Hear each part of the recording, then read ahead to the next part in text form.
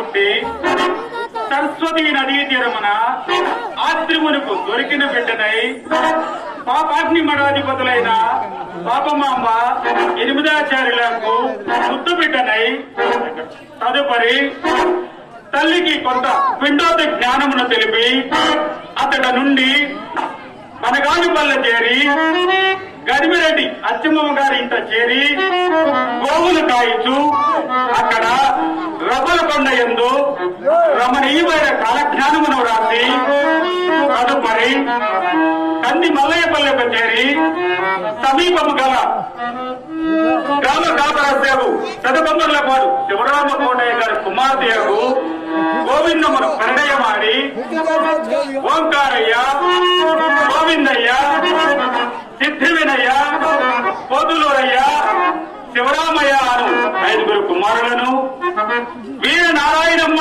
అను కుమార్తెను మరచి నాలుగవ వృత్తి అనగా వడ్రంగి కొయ్యకని చేస్తూ జీవనము చేస్తూ ఉన్న నేను బ్రహ్మమునైతిని.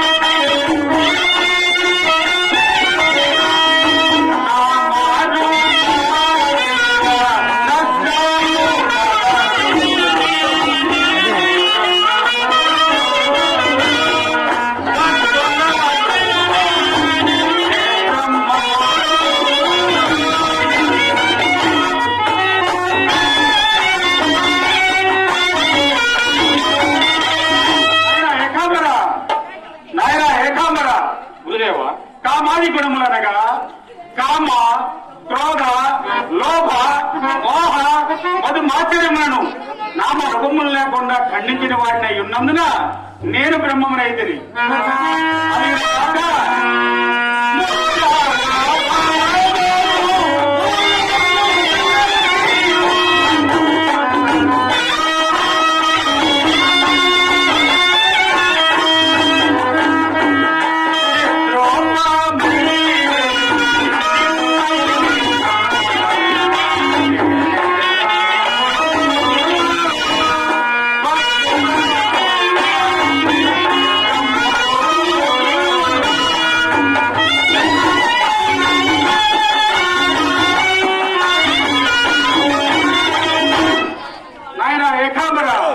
ముద్రాభావము అనగా కేసరి, భూషరి, షణ్ముఖి, శాంభవి, లంబికాయిలను పంచతత్వములనే తెలుసుకుని ఉన్నందున నేను బ్రహ్మమునైతే.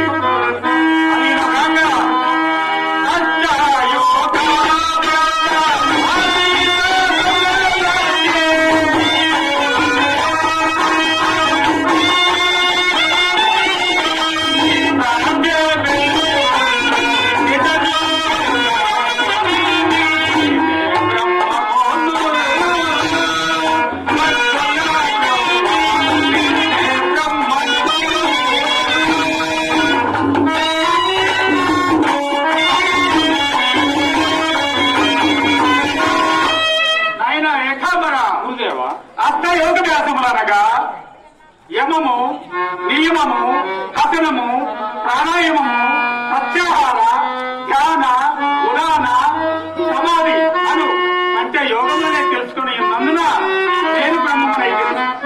అదిగాక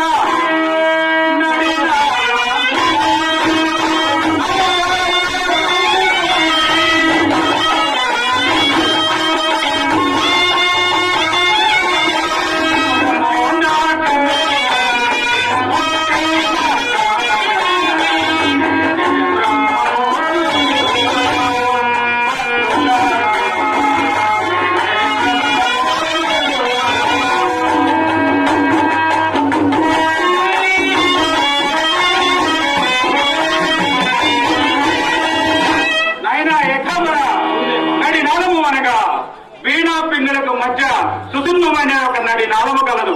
ఆ నడి నడమున జ్యోతిర్మకారుండే వెలుగొందుతున్న ఆ చిన్మయమూర్తి మనసునే తెలుసుకుని ఉన్నందున నేను బ్రహ్మమునైతిని. అదిగాక